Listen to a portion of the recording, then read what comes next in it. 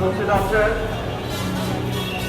আল্লামা দেলোয়ার হোসেন সাইদি সাহেবের পুত্রদ্বয়, উপস্থিত আছেন এ অঞ্চলের নির্যাতিত নিপীড়িত সমবেত মুক্তিকামী মানুষ।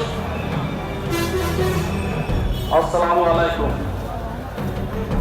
প্রিয় উপস্থিতি, দীর্ঘদিন পরে হলেও এইরকম একটি দিনের প্রত্যাশা ছিল আমাদের।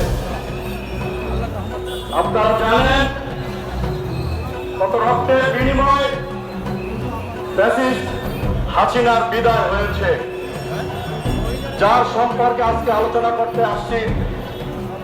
তিনি অনেক পূর্বে বলে গিয়েছিলেন যে স্বৈরাচারের পতন, এই ইন্ডিয়ান স্বৈরাচারের পতন এভাবেই হবে। আমাদের বুঝতে দেরি হয়েছে।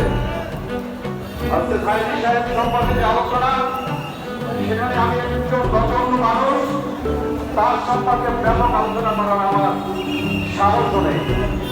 আমি বিগত দিনে হিসাবে তাকে যতটুকু দেখেছি, একজন সাংসদ হিসাবে যতটুকু সময় তার সাথে থাকতে পেরেছি, তাতে একজন মানুষের সংসদ সদস্য হিসাবে আমি আর পারবো না। যতটুকু প্রত্যাশা থাকে স্থানীয় সংসদের প্রতিনিধি হিসাবে তার কাছ থেকে এই অঞ্চলের সংখ্যালঘু সহ সমস্ত মানুষ